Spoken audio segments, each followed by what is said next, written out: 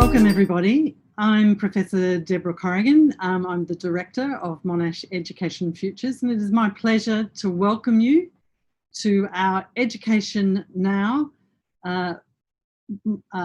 seminar for this evening. But before I start, I would just like to pay my respects to the people of the Kulin Nations on whose traditional estates we meet today, to their ancestors, and to the children who we are educating into the future. I also acknowledge other Aboriginal and Torres Strait Islander people who are present. And I'd also like to take this opportunity to welcome everybody online. While there's quite a number of Australians online, it's also really pleasing to see that we've got quite a number of international live streamers with us this evening, particularly from our Southeast Asian neighbours, Indonesia, China, Vietnam, Thailand, Malaysia, and we've even got some from European countries. So I appreciate them coming and being part of our international community here. The format for this evening is it's a short, I'll do a little bit of an introduction, and then we've got 4 presenters with us this evening who each will do a short presentation. I've got some questions that I will ask them that will focus that presentation, and then there's an opportunity for question and answer at the end of their presentations. So I urge you to use our Twitter feed, Monash Ed Futures, and if you could use the hashtags Monash Education Futures or the hashtag Research in Action, that would be fantastic. And please put your comments and questions into the YouTube comment section, and we'll be able to respond to some of your comments and questions at the appropriate time. So I think we're all set to start our presentation this evening. And so to do that, I would just like to introduce our panellists. I think, no? Okay, so I'll talk a little bit about Education Futures first, I think. So I said I was the Director of Education Futures, and I really take that position as a great bonus because I think it's a very exciting opportunity that I have. Education Futures is a group of researchers where we have a couple of guiding principles, which you can see on the screen here. We think research should make a difference to the life of every learner. And in order to do that, we know that we need to focus on the learner and the learner at every stage of life. So it's from early childhood through adult and a lifelong learning approach. But we know that if we're actually going to bring research into the forum where it can make a difference to the life of every learner, that we have to collaborate so that we're one part of a very big picture in this process. And so we partner with other researchers, other stakeholders, and other industry partners to combine the expertise, because it's actually going to take us all, and I hate to take that phrase at the moment, just like beating the COVID virus, it's going to take collaboration and a combined expertise to try and imagine the possibilities for education moving forward. What we do think that we can also contribute is we can bring the research to the practitioners and the people who need to use it. And in doing that, then we can help actually reframe the research and feed the practice back into the research. And so that we've really starting to develop a strong evidence base to what we do in education. And so that's what's a fundamentally important part of Education Futures. And is also really important for me as the director, because I think working with the people in education, and particularly students and teachers, is a fundamental part of what we do. And so I suppose as we talk about moving past COVID-19 and moving on to the what's education going to look like in the future, I think it's really pertinent for us to know that as in being in Melbourne, I've not only emerged from lockdown, I've now gone back into lockdown. So I think it's really timely, to think about what we've learned from the first lockdown experience, what we can learn and how we're approaching the lockdown this time, and also how this can actually positively influence what we do in our future. So some of the things that we learned from the COVID-19 lockdowns is that we know that schools and school closures have highlighted the fact that schools are important social structures. So it's not just about academic learning, it is actually also about the really important social interactions that we have. We also know that the teachers in our workforce have been incredibly adaptable and skillful as they've been enforced into online learning situations and had to turn that around really rapidly. So I think the flexibility and the skills of our teachers is something to celebrate. My particular interest is also in growth corridor schools in the growth areas of Melbourne, but also particularly in rural schools as I come from a rural community myself. And what became obvious as I started to explore rural school environments in the lockdown period was that we saw some students who had been struggling in traditional school settings actually start to thrive in the lockdown environment.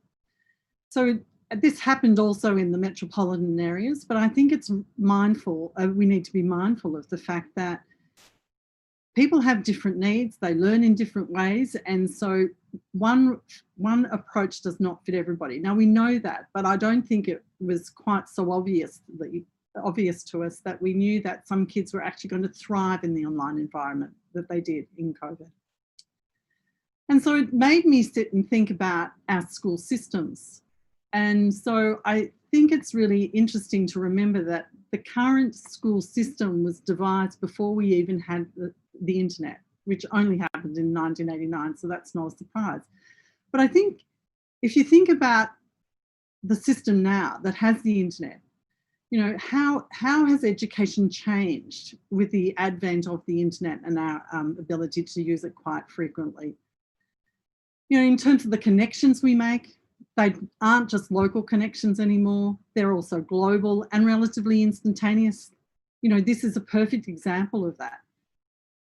We have access to information, data, tools and people that we wouldn't have previously. And so we've got to change our reliance on our traditional tools, on our face-to-face interactions and on the way we interact.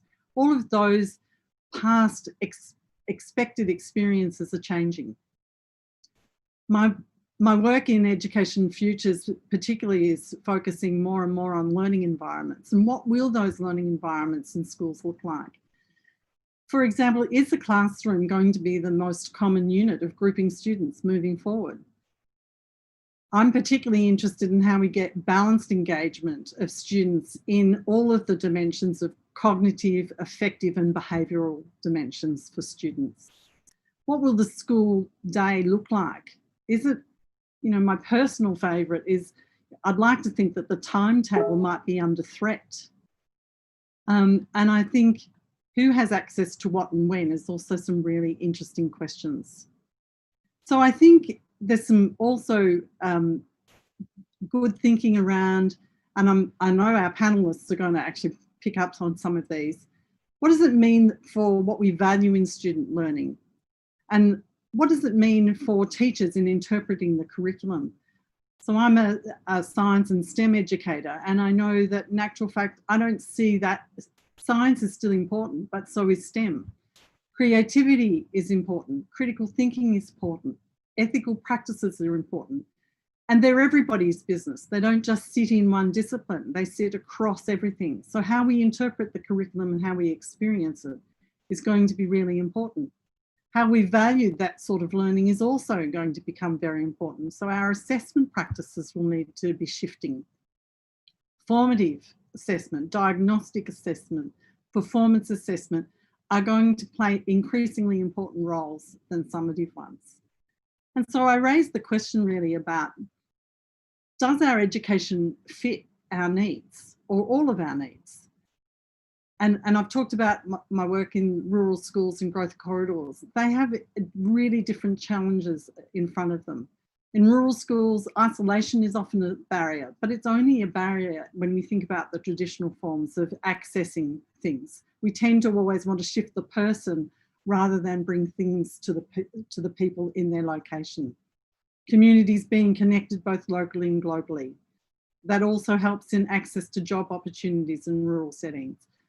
It also helps in post-school pathways because students can develop skill sets that they need in multiple ways. So not just through traditional courses, but maybe through micro-credentials. So you could actually be a farmer and a social influencer at the same time. So these are some of the things that we've been thinking about in Education Futures. And I know our panel is going to explore some of this a little bit more. And so at this point in time, I'd actually like to introduce our very experienced panel members to you all. And so first of all, I'd like to introduce Professor Viv Ellis, who is the Dean, my Dean of the Faculty of Education at Monash University. Welcome, Viv. I'd also like to introduce Associate Professor Ruth Jeans, who is one of my colleagues in Education Futures here at Monash. So welcome, Ruth. Hi there, welcome. Mr. Steve Colber, I'd also like to introduce now. Steve is a teacher at Brunswick Secondary College and is right at the forefront of what it means to be in front of kids and helping their learning every day. So I'm sure Steve's going to give us some very practical insights into what that means, but he also manages to work with lots of other teachers in a program called Teach Meet. So he can tell us more about that. But welcome, Steve. Yeah. And finally, but by no means least, my colleague, Professor Lucas Walsh, is the Senior Deputy Dean of Monash University and a professor in the faculty as well. So Lucas, welcome. Thanks, Deb. Hi, everybody. Okay, so that's our panel for this evening. And so I'd like to start to kick it off with the first presentation. And just to help guide the evening, I've put up the question. I've set questions for each of the panelists, and so we've put it into a slide so that you can access that easily. And so we'll start with Viv. And so Viv's title of normal service will be resumed shortly really captured my imagination. And so I'd like, I know in an article that Viv wrote with that title, he said, the future has to be fought for. It can't be assumed.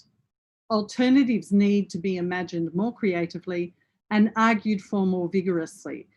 So my question for Viv is, could he elaborate on those ideas and how we can move forward in creating the future? Thank you, Steve. Thank you, Viv.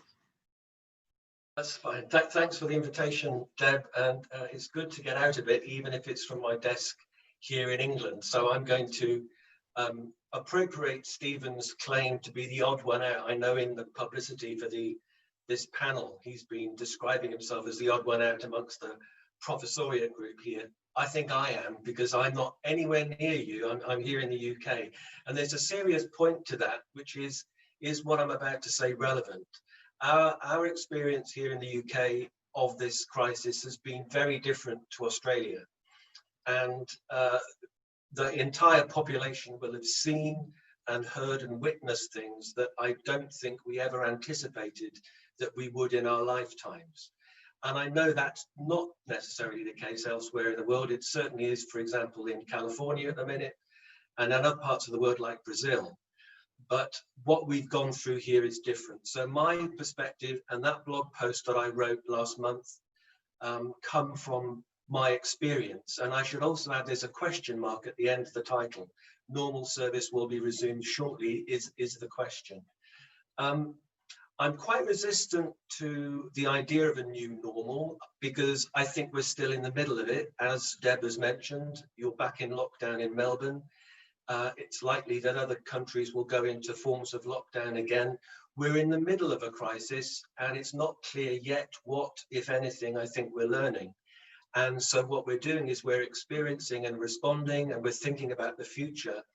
So from that perspective, I think the subtitle of tonight's panel, Creating the Future, is the bit that I want to focus on.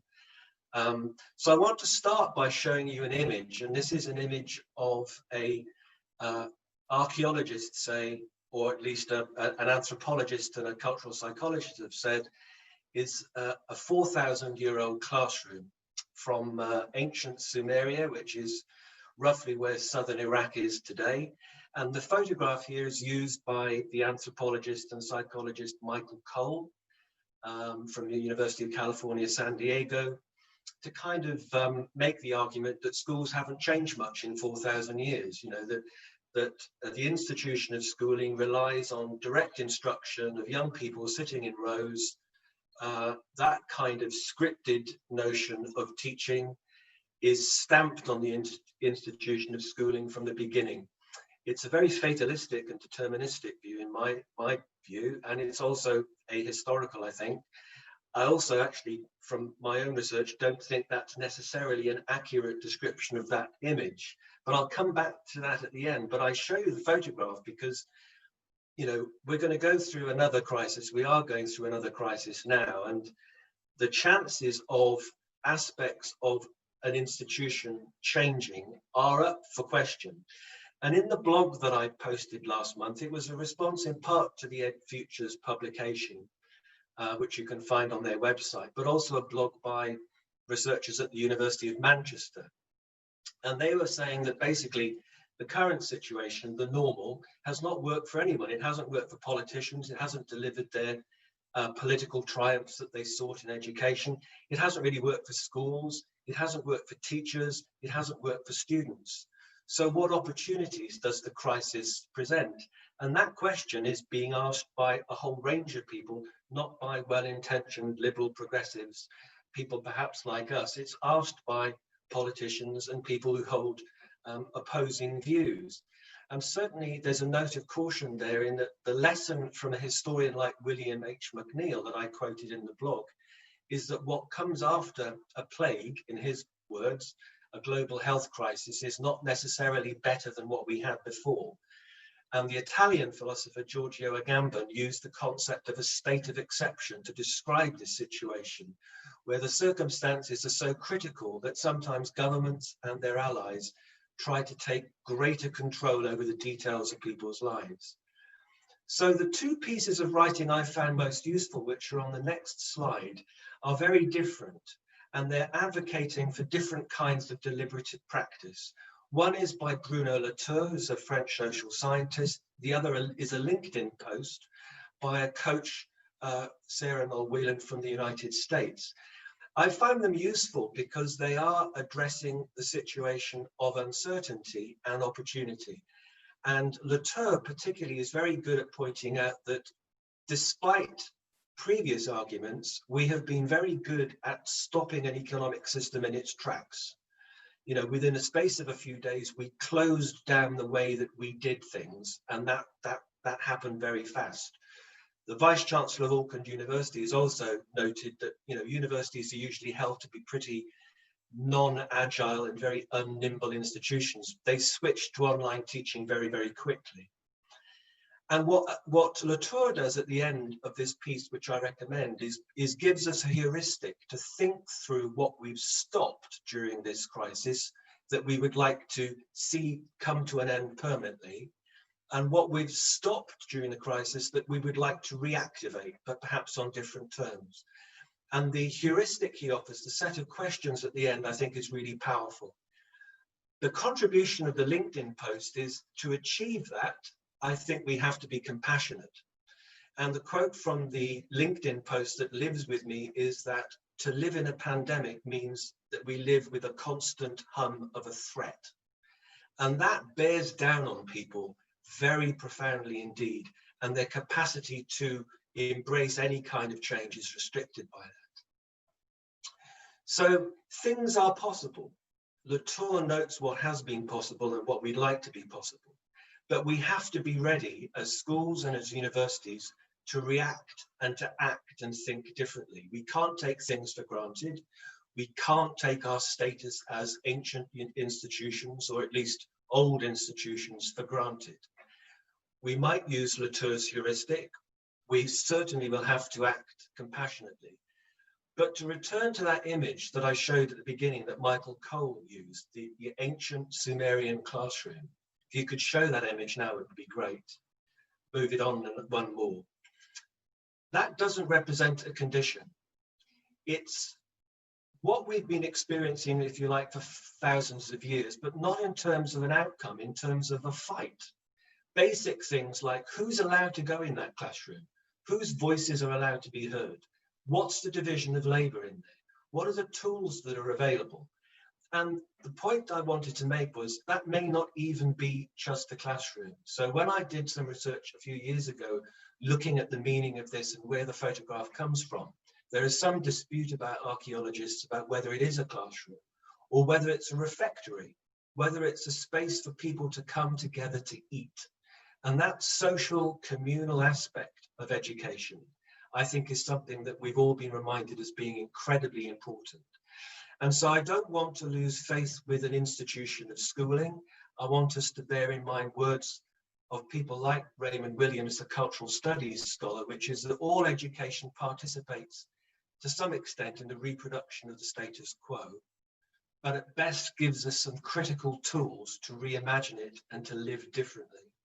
And that's where we are now. I think we're at a moment where we have arguments to make, things like, what don't we want to continue with that we've stopped doing and we've shown we can stop doing? And what do we want to reactivate in different ways?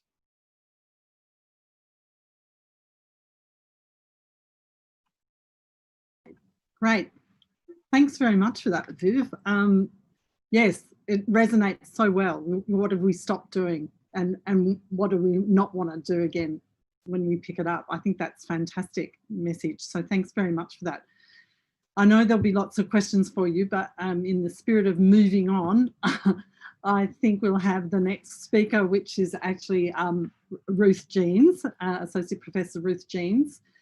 And the title for Ruth's presentation, Lessons from Popular Culture and Public Pedagogies. So Ruth, as a means for introducing what you're going to talk about, I was reading a recent article of yours after COVID-19, that the current pandemic has shown us some new ways of engaging people in enjoyable, self-motivated physical activity, if there's such a thing, and that there are lessons for education institutions to learn from popular culture and public pedagogies. So could you please expand on those ideas for us in the post-COVID-19 future? Thanks, Ruth. Great, thanks, Deb, and thanks for the opportunity to speak tonight. So yeah, within my session, I wanted to sort of talk a bit more about some of the shifts that we've been seeing in communities as a result of COVID-19, and sort of have a think about how schools might fit with these shifting trends in the future. As Deb mentioned, particularly looking at physical activity and just using that as a bit of an example to sort of think about how we might connect schools better with the community going forward and capitalise on some of the trends that have been happening through the pandemic. So during the first lockdown, particularly in Australia, but I think also noted in other countries and will likely be seen again here in Melbourne with the second lockdown, there's been a shift in how people are active. So increases, I guess, in adults and children being more physically active, but importantly doing so very much within their local area. So due to the constraints placed on us, needing to be active in local spaces near the home. And what we've seen is more kids and families, I guess, on the streets, walking, cycling, scooting, and just sort of using their local spaces a lot more to be active. as the image on the slide indicates, the newspapers have been reporting on things like a boom in cycling. Again, this has been seen in Australia, but was also noted in the UK as well. We had the sort of mass panic buying of toilet paper in Australia, but now they've been reporting that there's been mass panic buying of bikes as well. So sort of a real rise in people looking at ways to be active in their local communities. And this is particularly important in an Australian context because we have some of the lowest levels of physical activity globally, particularly Australian youth. There was a study published in The Lancet last year that spoke about adolescents in Australia being the least active, one of the least active by countries globally. So Australia was actually ranked 140 out of 146 in terms of physical activity levels. So this sort of shift, I guess, in physical activity that we've seen in relation to the pandemic is actually really significant, and thinking about how we might continue it post-pandemic is really key and could have, you know, considerable economic, health and social benefits. So just wanted to talk a bit more within this presentation about how that might be achieved, I guess, going forward. At the broadest level, it really talks to a need to rethink our urban planning and how we plan our communities, and to embed practices that have long been advocated in community planning about making sure there's accessible physical activity opportunities, there's ways to be active, there's plenty of opportunities to be incidentally physical active, and the environment's nice to be active within. So actually really considering how we can do that within our planning moving forward. And we're starting to see those shifts, particularly in relation to considering cycling infrastructure. So the City of Melbourne's already committed to putting in at least 10 kilometres of pop-up bike lanes, as well as widening footpaths within the CBD. So we're seeing those shifts in planning. But thinking more, I guess, about where schools can potentially fit in this picture, and part of capitalising on the potential changing physical activity habits is looking at potentially the role that schools can play in providing active spaces within the community. There's a current project being undertaken by the University of Melbourne looking at schools as community hubs. And the researchers on the team of that project suggest that schools are some of the most underutilised assets in Australia in relation to the infrastructure they provide, and many are only used sparingly out of school hours. So I guess if we think of schools, they are, you know, physically at the centre of the community. There's one in most areas. Most people can access fairly easily a local school. And they have a range of resources specifically for physical activity, but other resources for the community. So in relation to physical activity, there's playgrounds, there's often basketball hoops, there's halls, there can be bike trails of varying degrees depending on the area, but they provide a very localised source of space for people to be active and to feel you know, safe and secure being active there as well. So potentially schools offer this opportunity for really kind of activating their local community. Now, this isn't a new idea as such, but I think in the current climate, it makes it more relevant than ever to sort of refocus and relook at the possibility of using schools as sites for community development and community support. Within Australia, we have got existing examples of this. The South Australian Department of Education has a Schools as Community Hubs initiative. Here in Victoria, in 2016, the government, Victorian government, had the Shared Facilities Fund to fund new facilities for shared use on school sites with communities. So the case for this has been well established, and there's also ways of thinking about how to link it to the curriculum and how to engage young people also in that process of redesigning their local community and how they might be active within that. And we've got colleagues within the faculty who have been researching in this area for a while. But in terms of sort of actually making it happen, I guess there's a series of challenges that sort of mean that traditionally, whilst there is a considerable resource offered by schools, this hasn't really had much of an uptake. So within existing studies, I guess they point to the sort of challenges of who kind of drives this agenda. They point to the need for a significant shift in the broader policy environment, in particular, to better utilise the assets that schools provide. To make this happen, it requires joined up cooperation between schools, between local and state government, as well as the communities themselves. But also we've got from existing research that there is considerable benefits to having these sort of sustainable partnerships with communities. So can lead to better connections, better feelings of belonging, can impact on learning outcomes, as well as sort of my own focus in terms of physical activity, potential benefits in terms of increasing and sustaining physical activity levels, and being able to maintain these sort of patterns that we've been seeing since the pandemic took hold. Also at the kind of planning and resourcing level, it creates resourcing efficiencies for local planning and infrastructure. So I think there's, you know, a sort of strong rationale for why we probably need to look at this and think about this going forward, and definitely a shift in trends and in mindset in terms of people being more willing to think about how they might be active locally and being more willing to do it and to get out in their local environment rather than feeling they need to go somewhere to be active or to go somewhere special. So there's probably a series of questions that we need to consider in this space going forward, and think about how schools as potential community hubs could be an important part of the recovery post-COVID and how we might mobilise these assets. So as I mentioned earlier, probably key thing is who drives this agenda, and here local government probably has a key role within this and connecting with education and with schools to put this forward.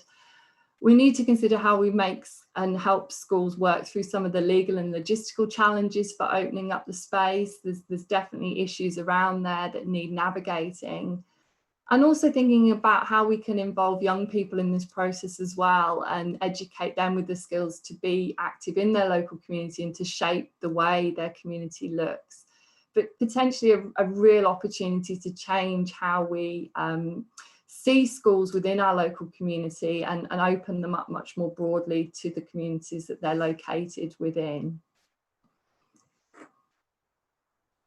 Great. Thanks very much for that, Ruth. Yes, I'm sure that resonates with so many teachers who obviously find being part of the local community so important, but it is also important to remember that schools are a very valuable asset. So thank you very much for that. I now want to move on to Steve, our next presenter. So Steve, in a recent blog, borrowed a phrase from Rebecca Winthrop. Her title was "Let's Build Back Better." And so, Steve, you said in that recent blog that your hopes for the future include empowering teachers and students as the lifelong learners they are, and allowing a more flexible and innovative teaching profession to emerge with an increased emphasis on student autonomy, choice and voice. So I'm really looking forward here to hearing you elaborate on your ideas about how you think that this might be achieved from your perspective. Thanks very much, Steve. Thank you. Yeah, also it was very interesting to hear.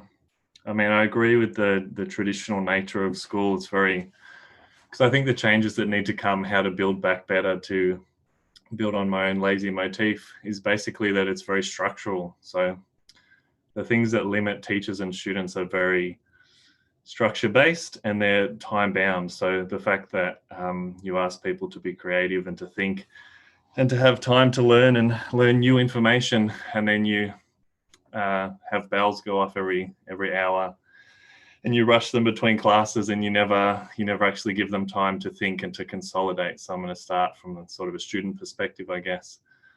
But structurally, that's the primary thing that I've noticed has changed in remote learning. So while we've been remote learning, the idea of a consolidation lesson has come up. And that's not a word that I've heard in my 10 years of teaching in a high school setting. And it's probably a timely moment for us to pause and think, how can we actually include our students and give them time to think and to breathe? And, you know, whether you want to frame it in a neoliberal friendly, you know, Google 20% genius hour type of framing so that, you know, our more economically minded people can agree with it or get on board. But we need a reduction in the amount of teaching time, both for teachers and students. And if you look at global PISA data, the best performing nations invariably teach a lot less. In fact, China is, you know, below 10, whereas we are around about 20 in Australia, 20 hours per week, that is. And so straight away you think, okay, well, it's famously said that, you know, the quality of an education system cannot exceed the quality of their teachers. I think that's not entirely true, because you rely on structures to allow excellence to thrive.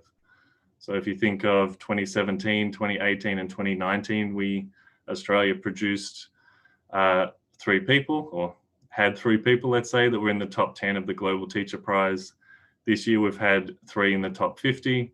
Our teachers are world standard quality and they're incredibly innovative and creative. But the problem is we don't actually have enough time to do that important innovation work. And as, you know, to go to what Ruth was discussing, we would have time and space if we reduce the amount of time that we're face-to-face teaching for students to play, to go out and exercise, to open up our schools as community hubs. And we could actually move away from such a hamstrung traditional model. And I mean, I don't want to call it a factory model. I think tradition is in many respects a good thing. And if we think of the nice black and white image of the ancient school, I think the fact that schools haven't changed dramatically is actually a positive thing.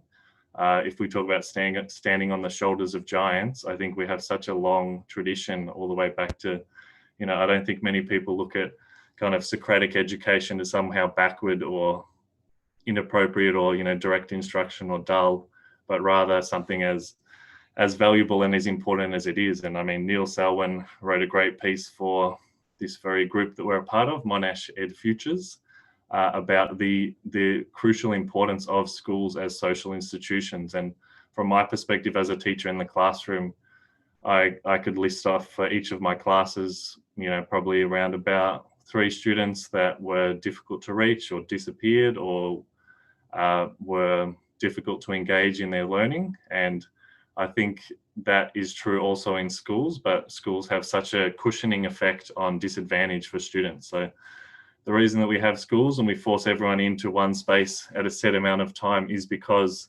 that's where the professionals, the teachers and the support staff and psychologists, psychiatrists, the whole support team that a school has can actually support those students most in need and those most disadvantaged. And at least in the hurried form of remote online learning that we've had recently, that hasn't been possible. And I mean, it's unreasonable to base your view of online teaching on what's happened in the hurried form of a pandemic. But here in Melbourne, as we go back into our second cycle of remote learning, you would hope that it would improve.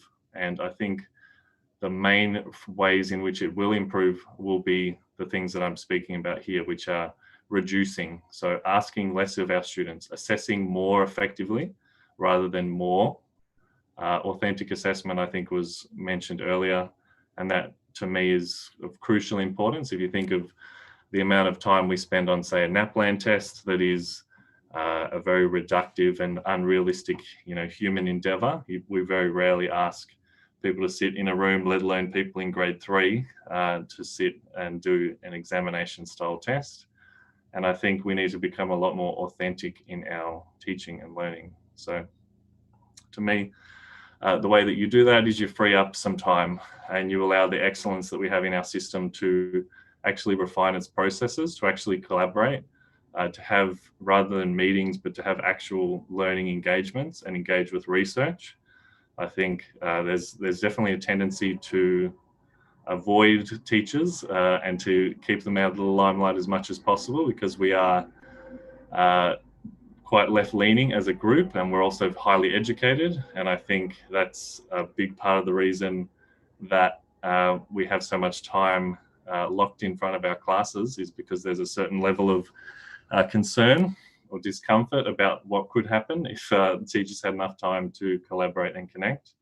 But if I think all solutions to improving schooling basically come back to freeing up teachers, empowering teachers, allowing them to be the professionals that they are, and actually giving them choice and voice. So, and it's only then that you actually trust, you give autonomy, choice and voice to the teachers, that it's then possible to knock that down to students as well. Because it's very easy to say, we respect student voice in school, but then minimize and silence teacher voice, in the backhand of that swing. So it's difficult to do well, but I think that's the key, to trust your teachers. And I'm going to pivot a little bit here to use the phraseology of the time and talk a little bit about leadership, because I think that's where there is another issue in K-12 schooling. And it's been emphasized, I think, especially in the current crisis. So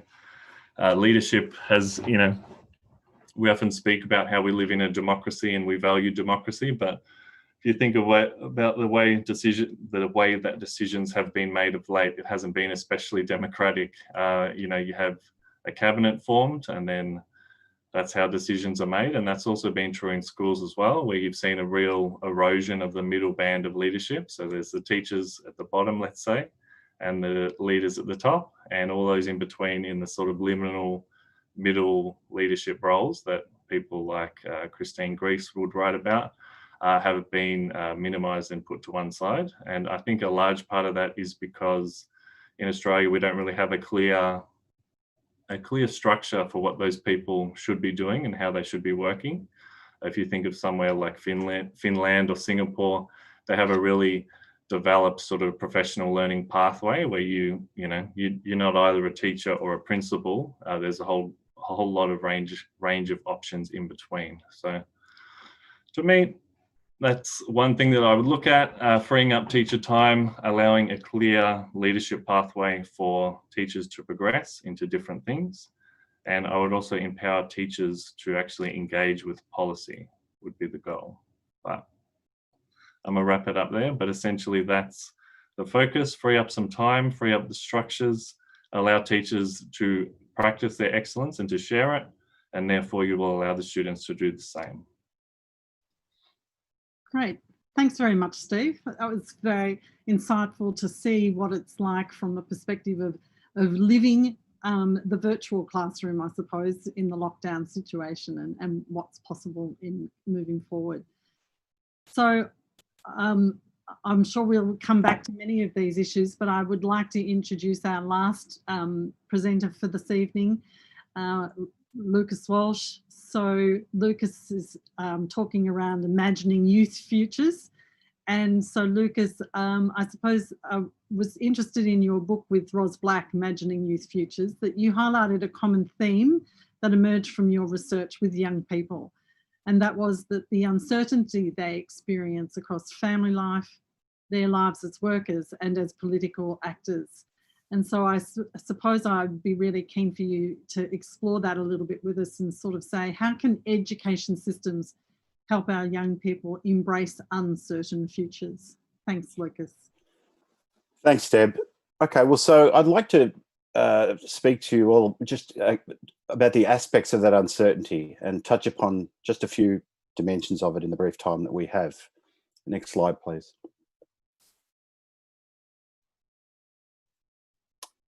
So I'd like to quote a couple of the people that Rosalind Black and I spoke to during the course of our research in the UK, France and Australia.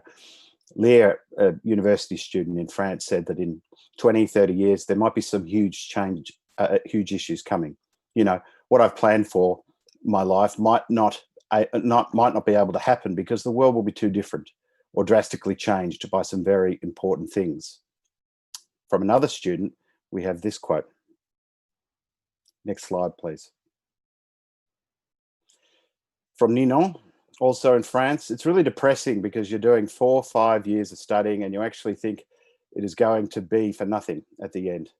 Or you feel that you are being, and she said in France, dévalorisé, which means undervalued or made to feel worthless. This uncertainty pervaded all the young people that we spoke to and echoes the wider studies and surveys of young people during recent times. Indeed, uncertainty pervades their life across political, cultural, and economic domains. Next slide, please. So let's take a few quick slices of that and look at the very present, a working life disrupted. Taking Australia as an example, since March 2020, we've seen 13% of women under 25 leave the labour force. 157,000 teenagers have lost work, and a large proportion have given up looking for work. Between 20 to 30% of teenagers are unemployed. More than 30% of workers lost employment in accommodation and food services sectors, which are huge employers of young people. Those aged 20 to 29 are amongst the worst affected. And economy-wide, we've seen just under 19% of jobs for people under the age of 20 disappear. Next slide. We've got a slice of the data there looking at underutilisation, which is a combination of unemployment and underemployment. Underemployment occurs when you're not getting enough hours to work. You want to work more, but you can't.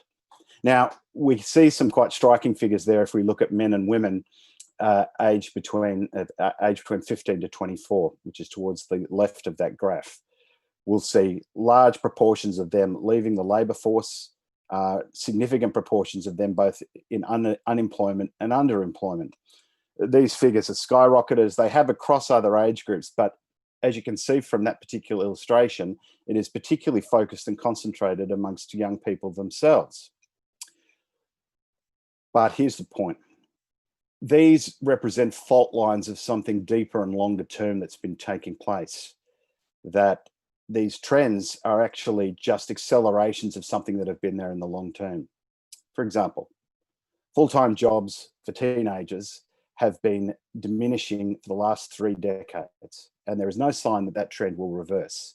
Now, bear in mind that the conditions such as those fewer job opportunities, full-time job opportunities, a rise in casualisation, and a particular rise in underemployment have occurred during decades of unbroken prosperity in Australia. And so the question is how well has that prosperity translated into security contra uncertainty for young people themselves? Next slide, please.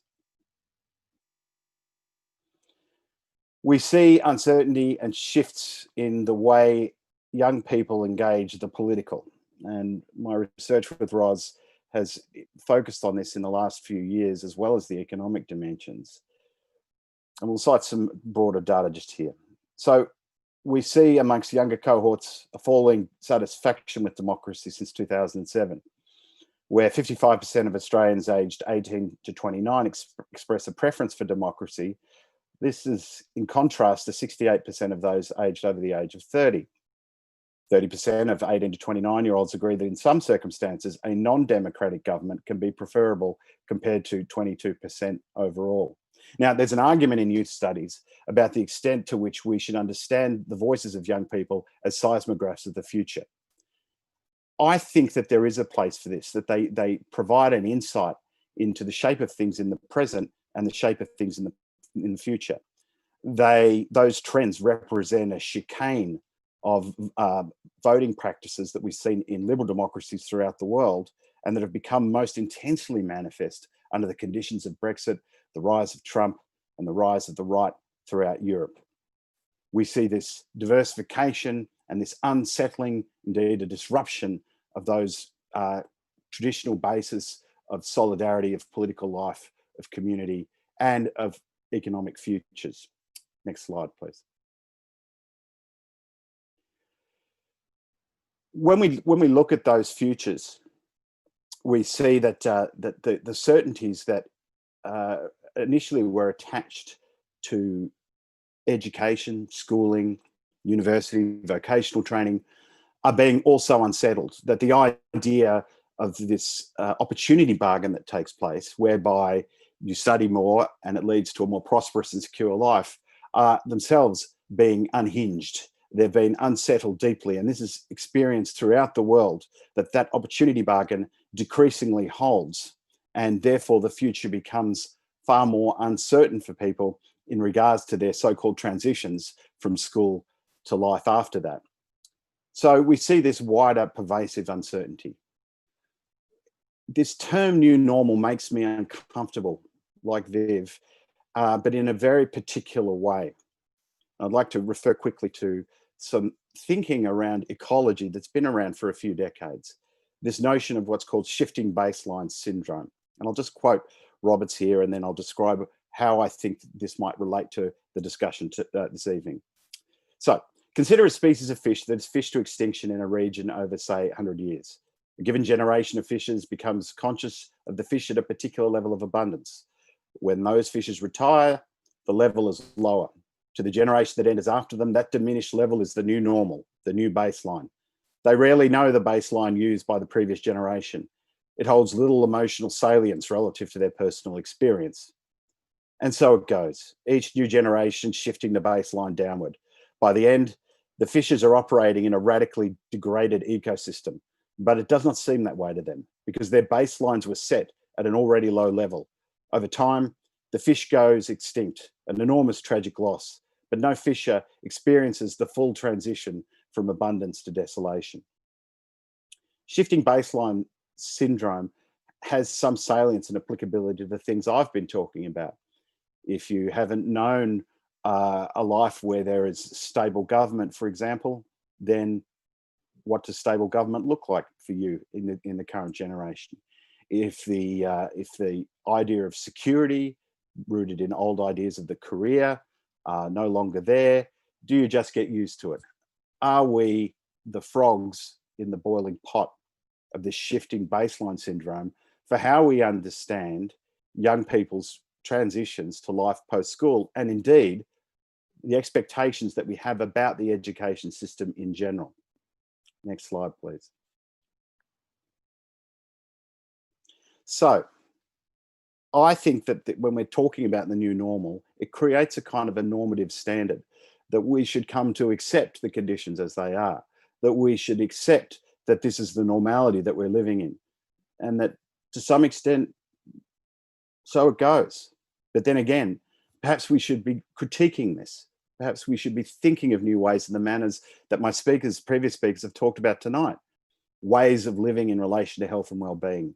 Ways of living that don't necessarily throw out the good things from the past, but recast them and imagine them in new ways, in the kinds that Stephen was just talking about. I've got some provocations there before I close off my presentation. We assess what we value. So what do we value? Stephen talked about authentic assessment, and I think there's something to this.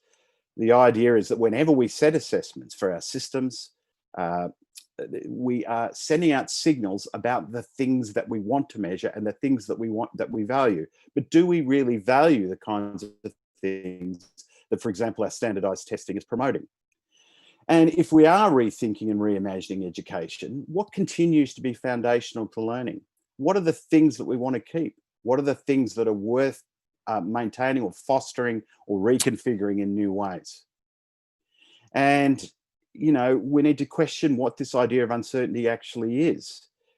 History and the humanities in general are more important than ever. For those that forget history are doomed to repeat it. So a knowledge of where we've come from, the things that have come before us, is more important than ever in our education systems. The idea of transitions is changing itself, that we no longer have these neat stages that we imagined, from school to post-school, either working life, a full-time job, or to higher education, or to some form of training that then leads to secure work at the end.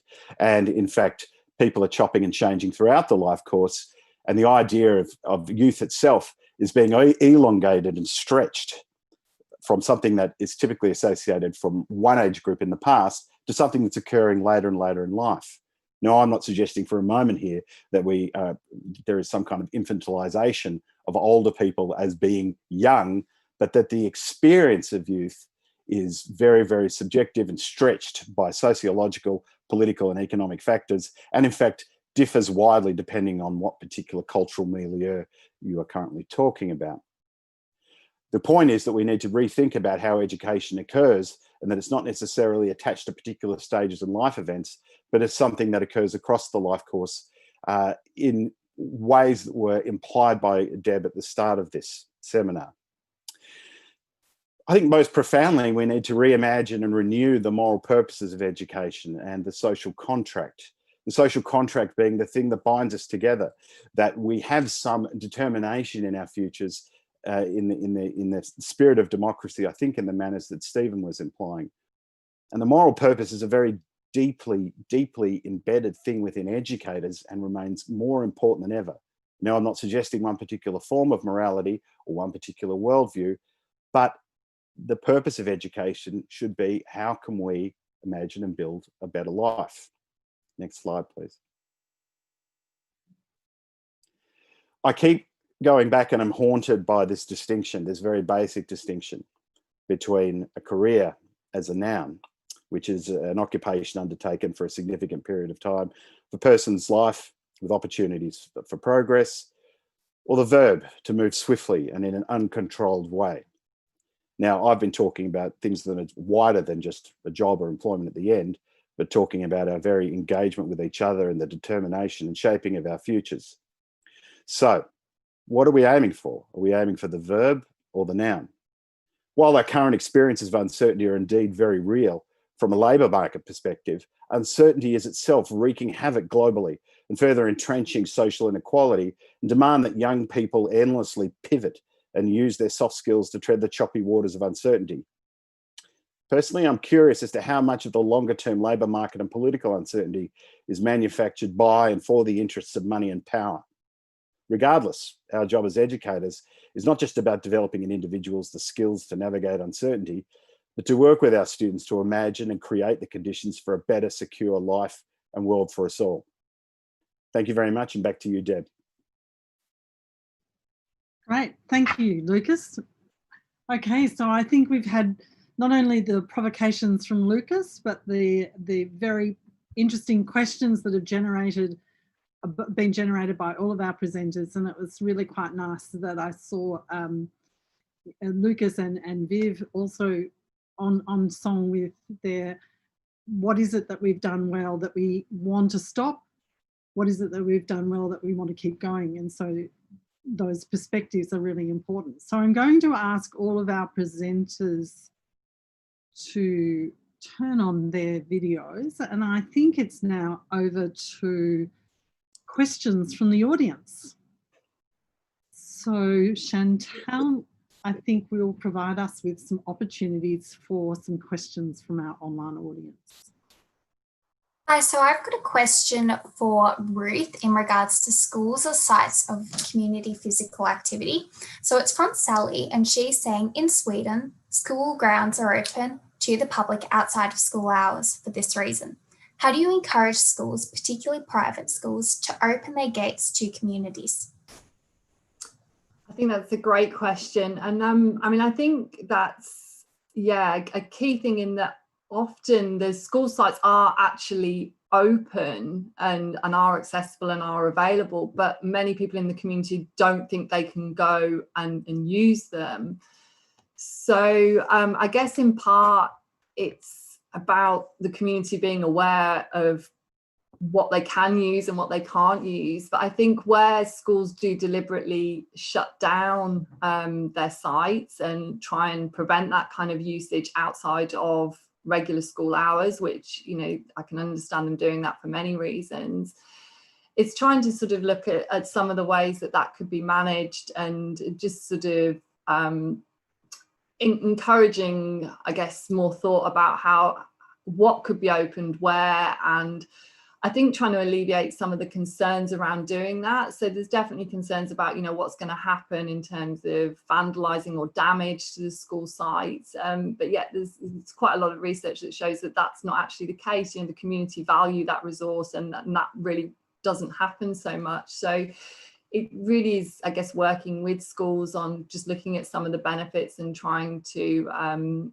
support that opening up and doing it in a way that they feel comfortable. But a lot of it is really, it's already there, it's already open, and local community can use it, but it's raising that awareness that that's the case and that you're not shut out from it. Great, thanks. So I think we've got a question for Stephen.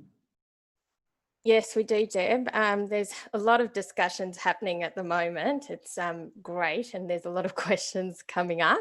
But this one's for you, Stephen. So Professor Viv Ellis asked, what can schools stop doing and what can they reactivate? So what are your recommendations for schools in response to these? All right, let's do it. So in terms of stop, I would stop any assessment that can be marked by a computer. I would stop any assessment that isn't moderated by human beings, by teachers at a school or across schools. That would mean NAPLAN in its current form, so I'd be looking for that to be changed, absolutely.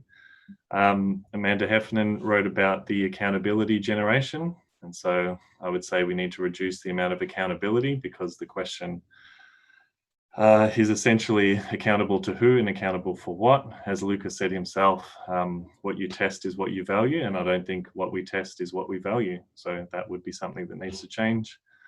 We need to reduce the amount of curriculum that is covered, and we need to stop changing the curriculum, essentially. So every political party comes in and rewrites a curriculum. In an ideal world, teachers would have at least 5 years with each curriculum set to actually have time to become good at it, because that is an important part of the process, that the human beings delivering something actually know what they're talking about, rather than jumping between changing goalposts and jumping through new hoops, to mix metaphors poorly.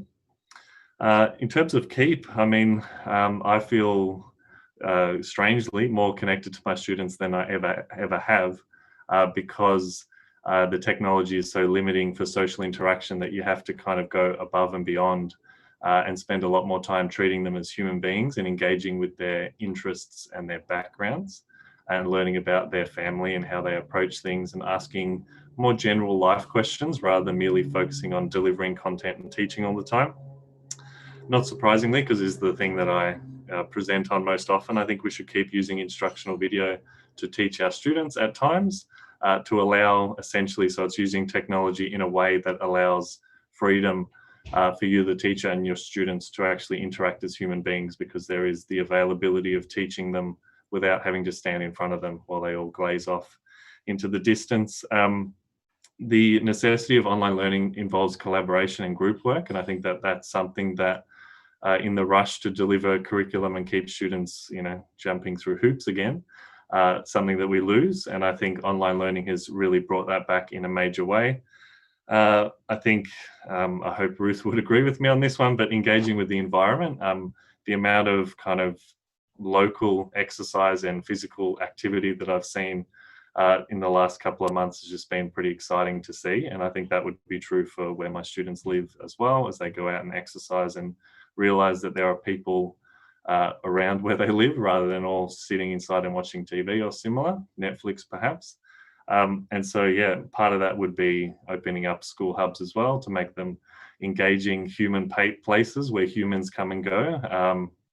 And a lot of that kind of circles back to the idea of autonomy, because it's easy to say that you would like students to be democratic and that they have autonomy while they sit in, inside locked rooms with locked gates, and things are, the optics on that and perhaps not as precise as we'd like them to be.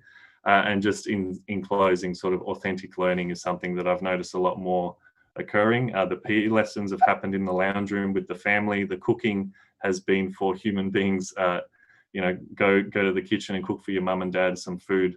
That is real, authentic learning that I think if you enjoy learning, you should be excited about in the current time. So there are many things to keep, but of course, many structural things that need shifting as well. Okay, great. May I add something to that, Deb? Yes, go, Lucas. Yes. Just one quick thought on the back of what Steve said, that COVID-19 has taught us many things, but I think one of the things, the most profound things, is that it's taught us how precious our time is together, whether it's in this forum or whether it's with family and loved ones for a walk. The time we have together is very, very precious. And that includes educators in settings with students and each other, and that we should be taking this moment to really elevate and focus on the things that are important. Great, thanks, well said. So Grace, I think we've got a general question.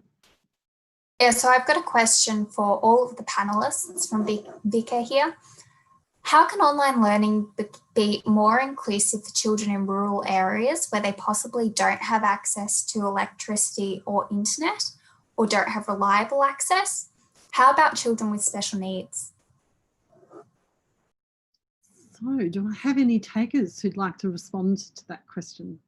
I'm happy to take us off if you like. Okay, thanks. In terms of actual access to the internet, I think our internet penetration in Australia is around about 88%. According to PISA, only 87% of our population, of our student population, have a quiet place to study.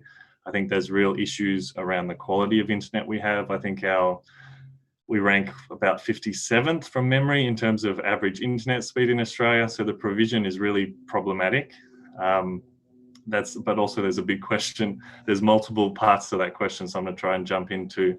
I think special schools, from my experience teaching in special schools, you can't deliver special education via remote learning. I understand that it is taking place at the moment, but I can't actually imagine how well that would work from my experience in those settings, and I could quite easily be wrong.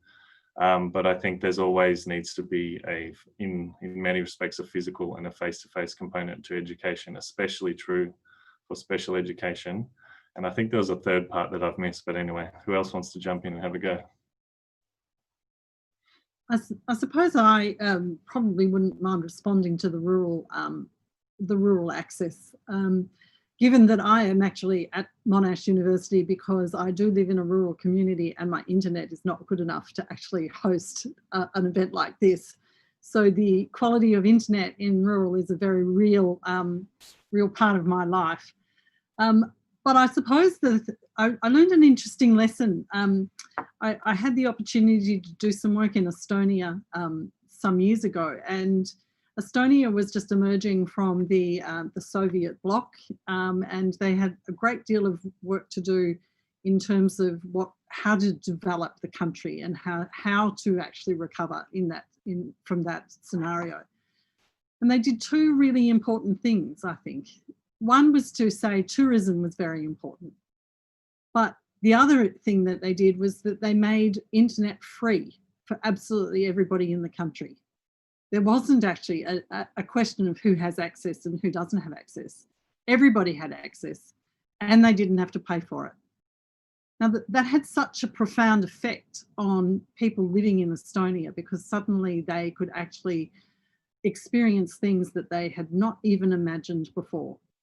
And I think probably as a country, Australia needs to sort of get over the who has access and who doesn't have access. We do need a good quality internet and we do need good quality access for everybody. And I think until we address those sorts of issues for rural and remote people, then we're actually always going to have a tiered education system that we're never going to do much about. So I think we really need to rethink about what are the fundamental tools that you need to live. And I think probably increasingly the internet is becoming one of them. Can I just add a quick comment there, Deb? Yes, Viv, please.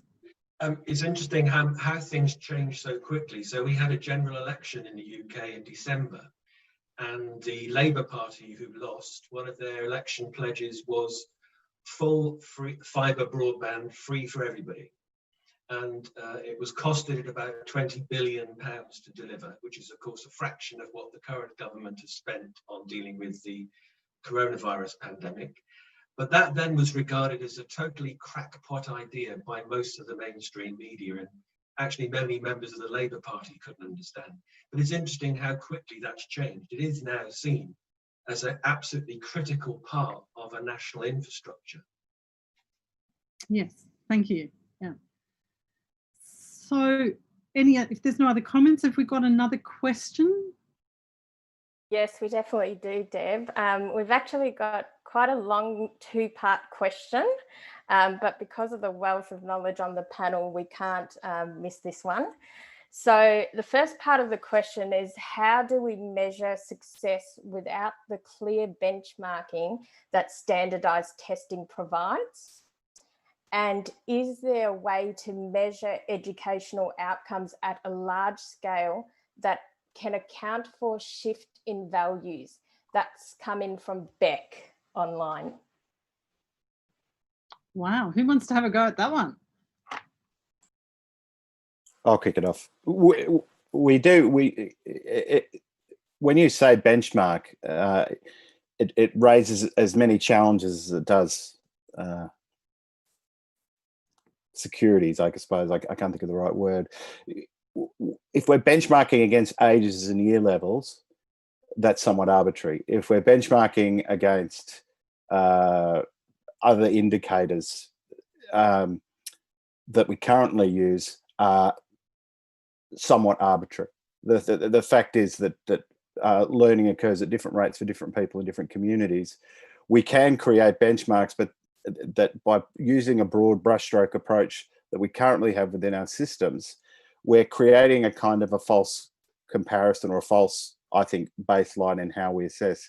And there are examples throughout the world of more nuanced forms of assessment that don't take the manner of which we've become accustomed to within this country, including the types of systems that Steve was mentioned briefly within his presentation. They're there, they're available. We just don't have to assume the totality of the kind of standardizing mechanisms that are so pervasive, particularly in the English-speaking world at the moment. Thank you. And I suppose I might just add something there. I wanted, and I'm on the record of saying this in the press as well. One of the interesting things that came out in the press when COVID-19 first started and schools were shut down was that the impact that this would have, and that kids would drop behind. My question is, don't we actually set the standards that we want? What are they dropping behind is an actually interesting question to think about. And so, and that was also bound up in some of the commentary around the ATAR. Now, as somebody who's selected students to go into university, the ATAR tells me nothing about the person. So as a teacher educator and wanting to get people into teacher education who would like to be teachers, there are certain personal qualities that you are needed for being a teacher. The ATAR doesn't tell me anything about that, absolutely nothing, and yet it seems to be held to such a high standard. So I think probably our assessment, going back to Lucas's point and Steve's point before, is that our assessment and the benchmarks that we set have to also reflect on what we value and what we value at particular points in time. What we can value at post-COVID is the fact of some of the things that our panelists have already said, like our time together is really important. The social interactions we have are really important. We need to value those. So I'm a little bit over the standard benchmarks and the standard measures that we have. Anyway. Just to add to that, to Deb's thing, that in that youth literature, if you're looking for, there's immense diversity across young people. So even using that category of young people is also to some extent arbitrary. One thing keeps emerging in some of the longitudinal data, certainly in some of the direct research that I've been involved with Rosalind, is security. People want more security, which don't we all? Yeah. So is there anybody else who'd like to add to that question? Because it was quite a multifaceted one. It was about values and it was also about assessment. Yeah, I'm happy to jump in. I think so. If you think of what Deb just said, like if you think of how do you select a good person for a job, you're never going to set them a standardized test. By definition, a standardized test spreads people out. And if that's what we want for our world, then we should continue to test in that manner. If you want to separate students into bands and stay nines and say who are going to achieve and who are going to remain disadvantaged, then that's a very effective way to make sure that continues to occur. So standardized testing by definition spreads people out. If you want authentic testing, it costs a lot of money, which is why we don't do it. It costs a lot of teacher time. It costs a lot of academic time. Whoever you're paying, it costs some smart person to actually listen to someone talk or to read something that someone has written. Authentic assessment, essentially you're thinking, You know, if you ask a really good question that summarizes an entire unit of work, that is authentic assessment. Students write what they think. You're not marking them on their structure. You're marking them on their ideas, on their ability to replicate what they have learnt. That sounds pretty authentic to me. Get them to do a task, get them to actually carry it out in realistic, real-world conditions. That's authentic. I think more and more, and PISA will come to show us this as well, but the move is very much away from standardized testing towards the things that are much harder to assess, like creativity, collaboration, and actually being a human being, talking to other human beings. So Viv, I'm wondering whether you might like to do some commentary on the UK system, given that it's even stronger probably in some of its standardised testing than we experience in Australia. I don't think it is really. I mean, there's a bit of an illusion that a lot of the tests we use have used in the UK are standardised, and they're not really. No. Sometimes schools do use standardised tests diagnostically, and sometimes tests are used in terms of trying to give a comparison across sectors of a pupil population. But the main tests that we used, particularly for what we call key stages, phases of education, have never been standardized. You know, it's a strange situation. Unlike the US Scholastic Aptitude Test, SATs, the UK SATs SATs were never standardized. For me, the problem is not so much the standardization of tests and measures, which have a purpose at points. I think it's the use to which they're put. And I think partly around accountability and trying to measure institutional performance for schools, but also this illusion of doing cross-cultural, cross-context comparisons, which however much the OECD says you're not supposed to use PISA to do, people nonetheless do. And they conveniently provide a ranking for it. Yes, that's right. Great. Okay, so I think we'll keep going with the questions at this point in time. And is there another one there? Yeah, I have a question from Sarah, and she's asking how we create the space for schools and teachers to have a voice in policy. What do our teachers recommend? Right. Okay, so Viv or Steve, would you like to have a go at this one? Viv, you want to have a crack? I'll have a crack then. It's interesting. UK, I don't know what impression you get. We're often told that teachers have a lot of influence here, and it's a kind of school-led system, and there's a reassertion of the importance of the teacher. They tend to be a very small number of teachers or former teachers who are very active on social media and occasionally get a trip to Australia. It's not really the case that we've got representation of teachers amongst decision making in the UK, and the illusion is given that it is by putting sort of certain favoured people who once may have been a teacher or now have a consultancy in charge of particular policy areas. That for me is a critical aspect. How do you build a profession which is led by the profession? You know, the charge in the UK was always that the universities with initial teacher education wanted to lead school teachers as a profession. Absolutely not. You know, school teachers and schools should be leading the profession. How do you create the structures to enable them to do that so it's not mediated by hand-picked people who are going to work in favour primarily of policy rather than the profession? Right, thank you. Yeah, I think that's very well said. It's sort of, Yelma Evers calls it astroturfing. So you kind of, you bring out an especially outspoken teacher or something, and you put them in a position where you know what they're going to say more or less. And that's, you know, that's a good way to make it seem like there's actual teacher representation when really you've just plucked one for a particular purpose. How do you get teachers involved in policy? A gentleman named Barnett Berry from the US has written a couple of books on the topic. I'd recommend reading Flip the System Australia, Flip the System UK, The Alternative, written by Yelma way back when. But I think there's a big role for unions in this, to be honest. If you want teachers to write policy, unions are in the business of writing policy and engaging with policy. So that should be the first port of call, but it's kind of dependent on the union actually knowing who of its members might actually be able to speak to policy and building from there, because it is a specific skill and it is something that takes some development. But I think the union is the primary voice, at least in Australia and Victoria, to sort of produce that kind of commentary from teachers first and foremost. So that's a really interesting point. Would you? A lot of registration authorities also say that they are the public face of quality teaching.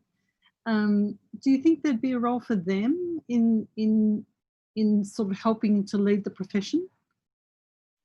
Can you give me an example of what kind of groups we're talking? So, for example, I mean, the authority like the VIT, Victorian Institute of Teachers here, the professional registration of teachers, part of there is actually about, building public confidence in the quality of the teacher workforce, but then the only members of the VIT really are teachers. So I suppose that's it's another take on it as opposed to the unions, who are also teachers. So it's unclear as to who might lead who or how they would work together or those sorts of things. I'm just wondering whether that's actually another group to consider that might take a role in leading. Yeah, I don't know. There is definitely a lot of groups who seem to have limited sway, but impressive kind of titles and labels, I guess. For me personally, it starts at the top. So if you think of something like AITSL being led by John Hattie, the Education Committee, which is sort of the national body of education. There's no teacher or former teacher on that panel. And so it's kind of deciding, unfortunately, it's, to be honest, education policy isn't necessarily written by educationalists, whether they be teachers or not. And so there's, deeper questions to be asked about. It's not as simple as put some teachers on the board, because low status teachers will generate low status output, I guess. But it's always, if you're not on the table, you're on the menu, is the famous saying, and we're a delicious meal, let's say. Okay, great. So I think we've got time for one more question, and I think there's one lined up for Ruth. Is that right? Yes, there is, Deb. So we've got one from Martha online for Ruth specifically, but feel free to jump in, anyone else. How can you motivate teenagers or young adults to get out there and exercise more when they feel depressed while isolated in their homes? Yeah, it's a really good question. I mean, there's an interesting conundrum there in terms of the benefits of being physically active and actually getting out there have got important sort of impact on improving mental health. So if young people are feeling that way, that's exactly the thing you do want to do in terms of getting outside and being out in their local environment. But I guess there's sort of different ways. Certainly as educators, I think we can prompt thinking about that, encouraging young people to take breaks, to get outside, to explore their local area and try and prompt that, and to sort of almost set things, as Steve was talking about, actually connecting authentically with their local environment. So encouraging activities where they go out and maybe come back and discuss parts of their local area and things they've experienced by being active in their local area. So there's ways we can potentially do that. Definitely we've been doing that with our students at university level, just encouraging them to sort of explore their space and to take those breaks and get out there. There's been an absolute boom in resources for online support to be active since lockdown as well. So making those available and just sort of, again, encouraging engagement with that might be one way of doing that as well. So there's certainly been an absolute proliferation of activities you can now do with online support actually within your home. You don't even need to go outside. So just making those available and putting those out there is probably the way to go there. Great. Okay. Thanks, Ruth. So I think it's now 7:30. So I think I would like to take this opportunity to thank all of our presenters for their insights and their expertise. So thank you very much. I especially would love to thank all of our online participants for their great questions.